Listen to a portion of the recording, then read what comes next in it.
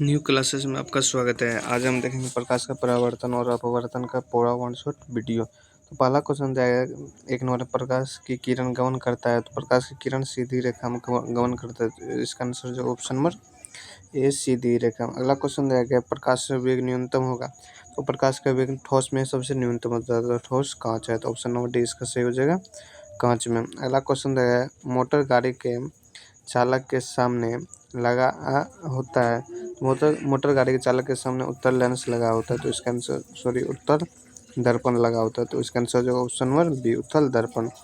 अगला question, motor car के headlight में किसका प्रयोग किया जाता है, तो अवतल दर्पण का, ऑप्शन नंबर सी इसका सही हो जाएगा, अवतल दर्पण का तो हेडलाइट में उपयोग किया जाता है। चैनल पर नहीं हो तो चैनल को सब्सक्राइब कर दो, दोस्तों के साथ शेयर जरूर करें। अगला क्वेश्चन दिया गया, समतल दर्पण द्वारा बना प्रतिबिंब होता है, तो समतल दर्पण द्वारा बना प्रतिबिंब काल्पनिक होता है और यह सीधा होता है, काल्पनिक और सीधा पर्दे पर प्राप्त नहीं किया जा सकता, तो इसका आंसर जो ऑप्शन नंबर बी। अगला क्वेश्चन है, लेंस की क्षमता का ऐसा मात्रक होता है, तो लेंस की क्षमता का ऐसा मात्रक डायोप्टर होता है, तो इसका आंसर जो ऑप्शन नंबर डी, डायोप्टर को हम सेंटीमीटर में नापते हैं, इसका आंसर जो ऑप्शन नंबर डी, लेंस का क्षमता का। अगला क्वेश्चन है, किरण प्रकाश की किरण का पथ दर्शाने के लिए चित्रों को क्या कहा जाता है, तो इस किरण पुंज कहा जाता है, तो इसका आंसर जो ऑप्शन नंबर सी, किरण पुंज कहा जाता है।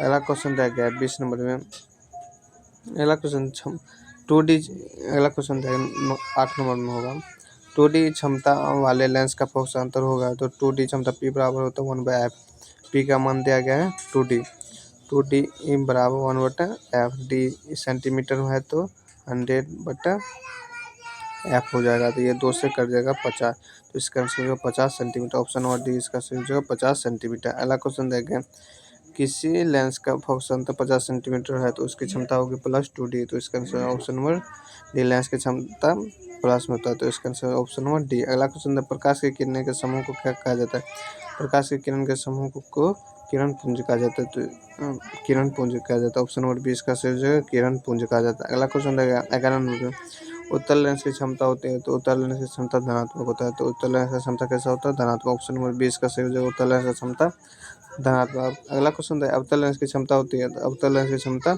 ऋणात्मक होता है, तो इसका फोकस दूरी भी ऋणात्मक होता है, तो ऑप्शन नंबर ए इसका सही हो जाएगा, ऋणात्मक। अगला क्वेश्चन देगा, उत्तल लेंस को क्या कहा जाता है, उत्तल लेंस को अपसारी लेंस भी कहा जाता है, सॉरी अभिसारी लेंस भी कहा जाता है। अभिसारी मतलब उत्तल लेंस ऐसा होता है, यह अभिसारी लेंस भी कहा जाता है, एक जगह किरण को मोड़ता है, तो इसका आंसर ऑप्शन नंबर ए अभिसारी लेंस कहा जाता है।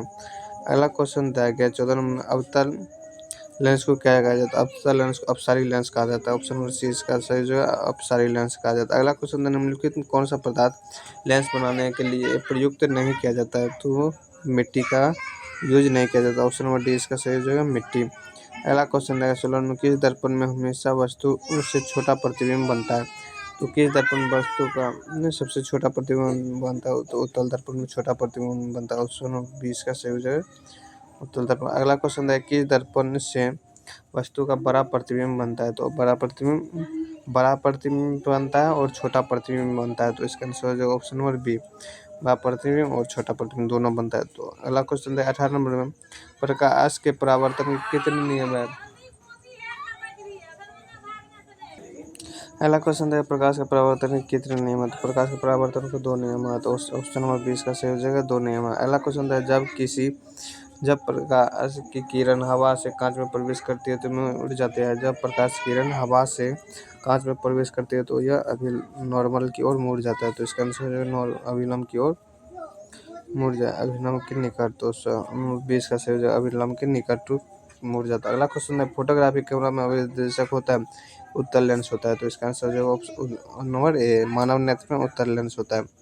अगला क्वेश्चन दिया गया, किस समय साइड मिरर के रूप में प्रयुक्त किया जाता है, तो उत्तल दर्पण का साइड मिरर में प्रयुक्त किया जाता है, ऑप्शन नंबर 20 का सही हो जाएगा। अगला क्वेश्चन है, एक अवतल दर्पण की फोकस दूरी 10 सेंटीमीटर है तो उसका वक्रता त्रिज्या होगा, तो आर बराबर होता है 2f, 10 दूनी 20 सेंटीमीटर, इसका आंसर जो ऑप्शन नंबर बी। अगला क्वेश्चन, निर्गत किरण एवं अभिलंब के बीच के कोण को कहते हैं, निर्गत कोण, ऑप्शन नंबर सी इसका सही हो जाएगा, निर्गत कोण कहते हैं।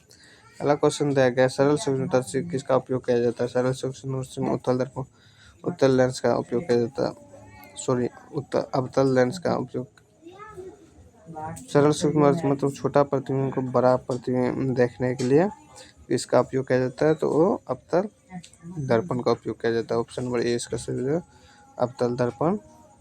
अगला क्वेश्चन, किस लेंस के द्वारा सिर्फ काल्पनिक प्रतिबिंब बनता है? तो यह समतल दर्पण और उत्तल दर्पण दोनों हो जाएगा। तो इसका आंसर जो है इसमें समतल नहीं दिया है तो उत्तल हो जाएगा। ऑप्शन नंबर ए इसका सही हो जाएगा, उत्तल दर्पण।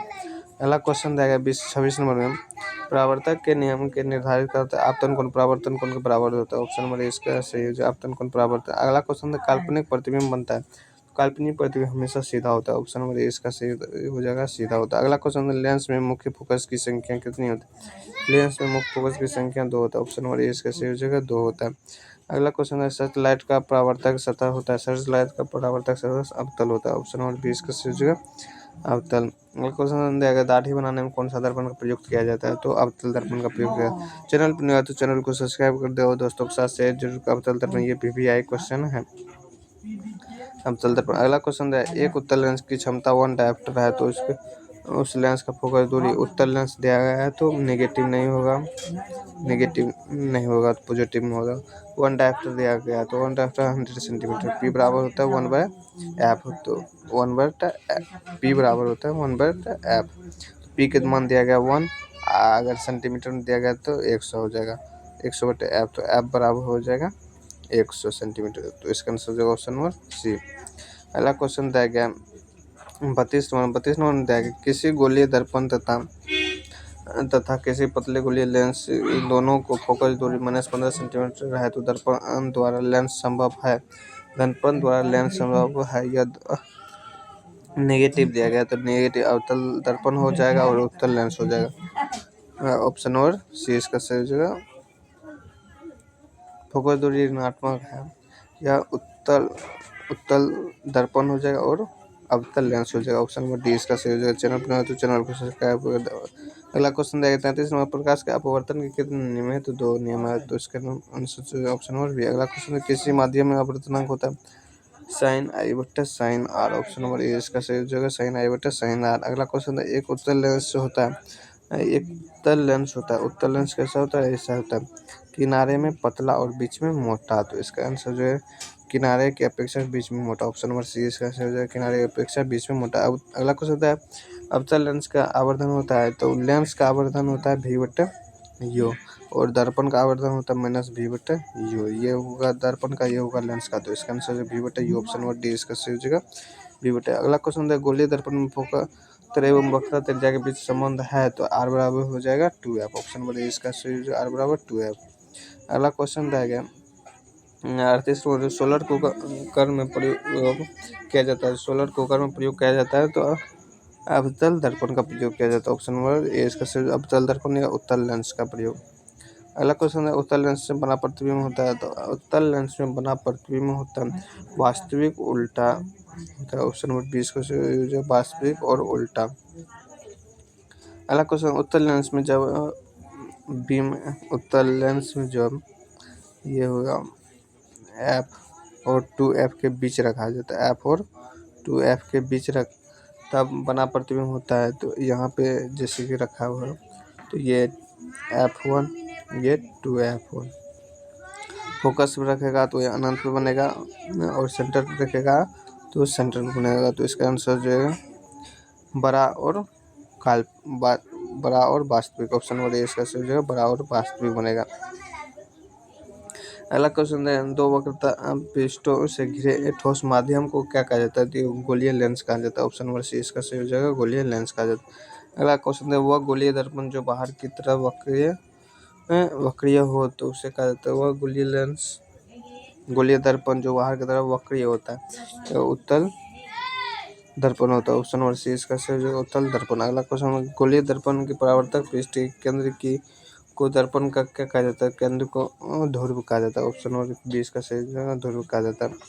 अगला क्वेश्चन दिया 44 में, किसी लेंस द्वारा उत्पन्न आवर्धन का ऐसा मात्रक होता है, किसी लेंस का आवर्धन का ऐसा मात्रक ही होता है। तो ऑप्शन नंबर डी इसका सही जगह मात्रक ही। अगला क्वेश्चन, लेंस की केंद्रीय बिंदु को क्या कहा जाता है? लेंस के केंद्रीय बिंदु को प्रकाश से केंद्र कहा जाता है। तो ऑप्टिकल सेंटर, ऑप्शन नंबर 20 का सही हो जाएगा ऑप्टिकल सेंटर। अगला क्वेश्चन, इनमें से कौन सा दर्पण का सूत्र आता है? 1/v + 1/u = 1/f। Option number 20 का सही हो जाएगा 1/v + 1/u = 1/f।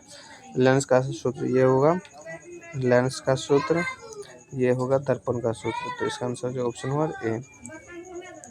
अगला क्वेश्चन दिया गया, गोलीय दर्पण का वक्रता केंद्र को किस अक्ष के अक्ष से वक्रता केंद्र को सी से डिनोट किया जाता है? सेंटर, ऑप्शन नंबर इसका ए हो जाएगा। अगला क्वेश्चन दिया, निर्वात में प्रकाश की चाल होता है 3×10⁸ मीटर पर सेकेंड। ऑप्शन नंबर ए इसका सही हो जाएगा 3×10⁸ मीटर पर सेकेंड। अगला क्वेश्चन है, दांत विषय के मरीजों को दांत का बड़ा प्रतिबिंब देखने के लिए किस दर्पण का उपयोग किया जाता है? अवतल दर्पण का उपयोग किया जाता है। ऑप्शन नंबर ए इसका सही हो जाएगा। अगला क्वेश्चन दिया गया, अवतल दर्पण के मुख्य फोकस पर रखे बीम का प्रतिबिंब की स्थिति बनेगी, फोकस पर रखने से अनंत पर बनेगा। तो ऑप्शन नंबर सी इसका सही हो जाएगा अनंत पर। अगला क्वेश्चन, अवतल लेंस के मुख्य फोकस पर रखे बीम का प्रतिबिंब मुख्य फोकस पर जब है तो वह अनंत पर बनेगा। मुख्य फोकस पर रखे फोकस पर रखे बीम का प्रतिबिंब स्थिति बनेगा, वो फोकस और वक्रता केंद्र के बीच, वो प्रकाशीय केंद्र और फोकस के बीच बनेगा। ऑप्शन नंबर 20 का सही हो जाएगा प्रकाशीय केंद्र और फोकस के बीच। अगला क्वेश्चन, अवतल दर्पण के सामने अनंत पर रखे बीम का प्रतिबिंब बनेगा, तो अनंत पर रखे बीम का प्रतिबिंब फोकस पे बनता है। ऑप्शन नंबर डी इसका सही हो जाएगा। चैनल पर नया है तो चैनल को सब्सक्राइब कर दो, दोस्तों के साथ शेयर कर जरूर। मिलते हैं नेक्स्ट।